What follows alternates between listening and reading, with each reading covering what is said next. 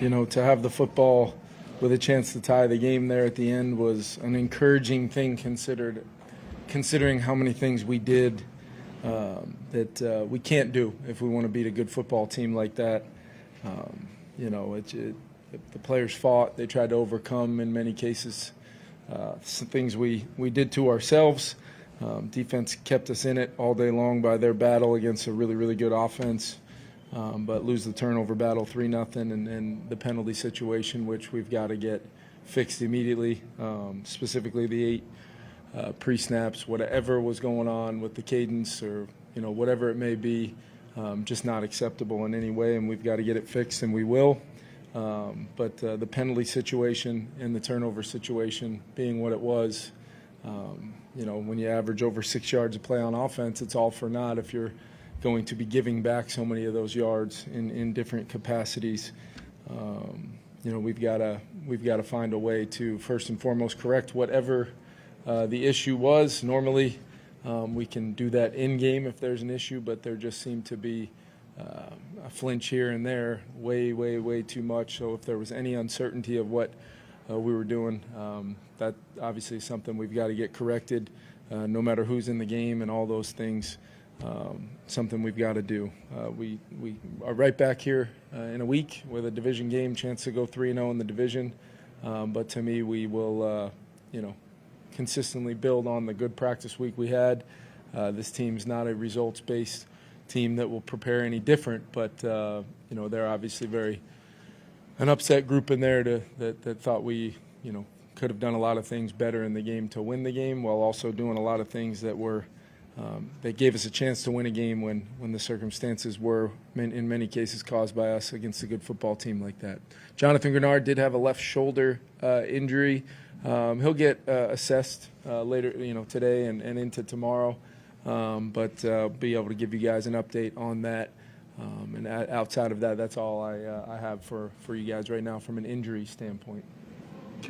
Did you uncover any themes throughout the game why the frequency of those penalties were happening? Well, I think a couple of them came when we were motioning from one side to another. Maybe there was a little bit more of a hard count emphasis by JJ at certain times. We have multiple cadences and guys have really had not a very large issue with the cadence this year. But for whatever reason, JJ, obviously his first start on the road from post-injury was last week, so we didn't have a lot of cadence in Detroit, so whatever was unearthed today needs to get fixed immediately. From what you could see, did you have any indication that the Ravens were simulating snap? I have not had a chance. I did ask our guys, unless there was some calls on some of the motions maybe that were happening, but I did not get any indication from our guys they were doing that. Kevin, did you guys make any in-game adjustments to cadences? Did you find one that wasn't working and go to it? We tried to simplify it down as much as possible, and you want to make sure you at least give yourself a couple variations so they're not teeing off on you, on every snap. And they've got some exotic looks on third down. They've got some things where maybe it's a requirement, but some of those things after a positive run, we were hoping to maybe stack some runs on a drive, and then you go right back to a kind of a get back on track situation via your own doing. Those are the ones that are very unfortunate, especially then when you end up with more third and longs than you ever should when you're averaging 6 yards of play. Kevin, the quick 3 and out at the end of the first half, and then going forward throwing deep on third inches. It was a yard, and it was 4 down territory. So we knew that was going to be zero coverage, one-on-one with Justin, and then a chance to, if we didn't get the look for the play, we were going to, get a run off, and I was planning on going for it regardless on 4th down. Situation like that, obviously it's good to be aggressive against the way the league is going. What's JJ's parameters, like, I guess, play calling at the end of the first half, and then the deep ball there? What kind of guidelines do you give? Yeah, we were. There's definitely some parameters there, Mark, from a standpoint at the end of the one thing about the end of the half, the throwaway, where we really had nobody over there. It was just that's a situation where you're almost in if it's not there, we'll go ahead and keep that clock running, at least make them use a timeout. The third and one, I mean, that ball's already left his hand when Justin and Humphrey's feet get tangled up. Things like that happen in football, and I'll take Justin Jefferson one-on-one down the field in zero coverage, as much as we can possibly do it, especially when you're going to have the ability to then take that shot and then with the field position we were at, go get that yard on fourth down. And that throwaway, he should probably just take off running, or what? Yeah, it's just one of those things where you're trying to get that first down and see if you can potentially get some points. It had been since our first drive, and then we had a field goal in there, but you're trying to see if you can manufacture, in some cases, a double-up chance, and we just didn't do that, between that sequence and then how we started the second half and had the turnover. That was a critical, part of the game, I thought, from a standpoint of an opportunity lost where we're going to be aggressive. We're going to try to get JJ some chances, both, Justin Jefferson and JJ, because part of the growth and development is we've got to let him play a little bit as well, and we're trying to figure out that balance that gives you a chance to at least have a chance to win the football game in the end. I thought he competed, but there's every snap right now. There's major growth and learning and teaching going on. For a guy that was really making his fourth start. Kevin, what did you make of his accuracy just throughout the game?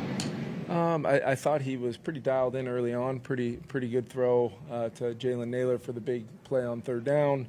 I thought there was a lot of tipped balls, for a variety of reasons. Those are always hard for me to tell in real time. I think we had 4 or 5, block shots by their D-line.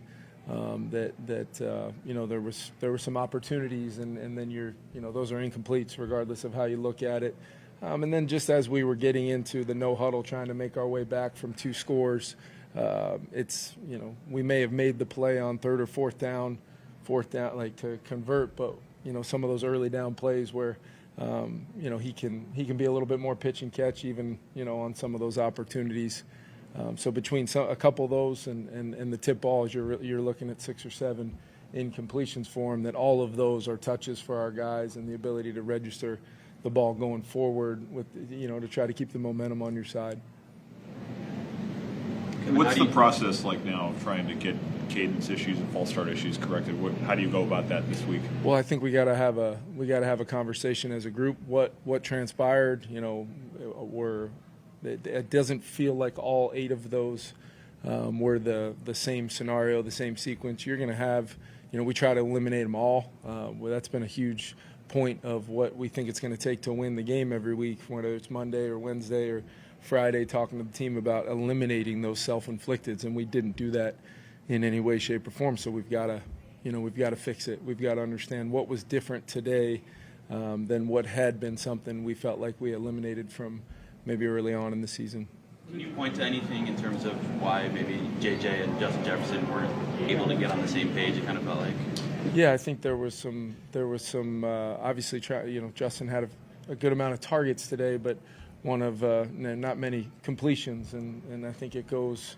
When you consider, he gets his legs caught on one of his one-on-one chances. I thought JJ gave him a chance on second and long, kind of in the high red fringe area right there, and we weren't able to connect on that one.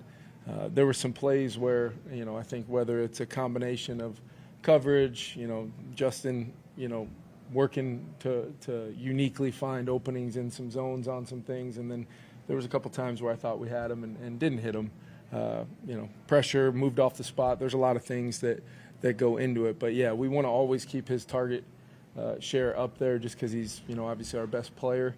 But at the same time, a guy like Jalen Naylor having the day he did is because of a lot of the things that Justin generates coverage-wise and things going his way. But I thought a lot of the times where we were working Justin was the right decision, and either a block shot or an incompletion probably keep us from 3 or 4 other chances on the day.